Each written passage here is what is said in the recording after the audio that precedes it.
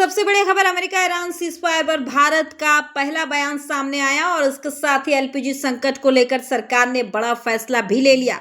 तो क्या अब मिडिल ईस्ट में शांति लौटेगी और क्या भारत में गैस की किल्लत खत्म होने वाली है? चलिए पूरी खबर विस्तार से समझाते हैं। सबसे पहले बात सीज़फायर की। अमेरिका और ईरान के बीच 40 दिन तक चली भीषण जंग के बाद आखिरकार सीज़फायर का ऐलान हुआ। इसका ऐलान खुद अमेरिकी राष्ट्रपति डोनाल्ड ट्रंप ने social media platform truth social पर किया। अब इस पर भारत की प्रतिक्रिया आई है। विदेश मंत्रालय ने बुधवार को 8 अप्रैल 2026 को आधिकारिक बयान जारी करते हुए सीज़फायर का स्वागत किया है। मंत्रालय ने कहा, भारत शुरू से ही इस पूरे संघर्ष को बातचीत और कूटनीति के जरिए खत्म करने की वकालत करता रहा। भारत ने साफ कहा कि तनाव कम करना और संवाद के जरिए शांति स्थापित करना ही इस तरह के संघर्षों का एकमात्र रास्ता है। यानी भारत ने एक बार फिर अपनी डिप्लोमेटिक पॉलिसी को दोहराया है, जहां युद्ध नहीं बल्कि बातचीत को प्राथमिकता दी जाती है। विदेश मंत्रालय ने इस जंग से हुए नुकसान पर भी चिंता जताई। 1 महीने से ज्यादा चले इस जंग ने वैश्विक ऊर्जा सप्लाई को प्रभावित किया, ट्रेड नेटवर्क को बाधित किया और आम लोगों को भारी परेशानियों का सामना करना पड़ा।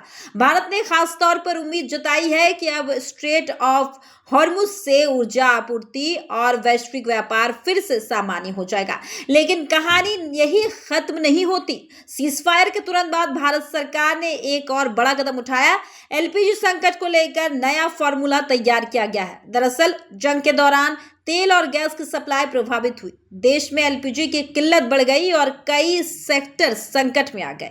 अब सरकार ने इस पर राहत देने के लिए नई नीति लागू की है। सरकार ने फैसला किया है कि pharma, steel, food, paint, agriculture, packaging, metal, glass जैसे कई इंडस्ट्रीज को ब्लैक में एलपीजी सप्लाई दी जाएगी, लेकिन एक शर्त के साथ। इन इंडस्ट्रीज को मार्च 2026 से पहले की उनकी खपत का सिर्फ 70% एलपीजी ही मिलेगा। इसके अलावा सरकार ने कुल सप्लाई लिमिट 0.2 टीएमटी प्रतिदिन तय की है।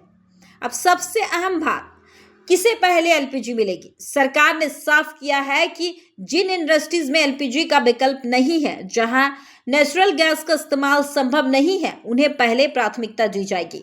साथ ही इंडस्ट्रीज को तेल कंपनियां यानी ओएमसीएस के साथ रजिस्ट्रेशन करना होगा और पीएनजी कनेक्शन के लिए सीजीडी कंपनियों में आवेदन देना होगा। हालांकि जहां एलपीजी मैन्युफैक्चरिंग का जरूरी हिस्सा है, वहां पीएनजी आवेदन की शर्त को छूट दी गई है।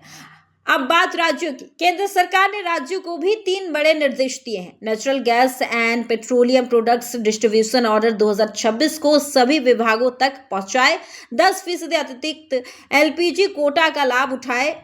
सीबीजी यानी कंप्रेस्ड बायोगैस नीति को जल्द लागू करें। यहाँ एक और बड़ा बदलाव, जो राज्य पीएनजी इंफ्रास्ट्रक्चर बढ़ाएगा, उन्हें 10% अतिरिक्त एलपीजी आवंटन मिलेगा। यानी जो राज्य गैस नेटवर्क मजबूत करेंगे, उन्हें ज्यादा फायदा मिलेगा। तो कुल मिलाकर एक तरफ भारत ने वैश्विक मंच पर शांति का संदेश दिया है, तो वहीं दूसरी ओर घरेलू स्तर पर एलपीजी संकट से निपटने के लिए ठोस कदम उठाए हैं। अब बड़ा सवाल, क्या सीज़फायर के बाद वाकई मिडिल ईस्ट में शांति आएगी और क्या भारत में एलपीजी की किल्लत पूरी तरह खत्म हो पाएगी?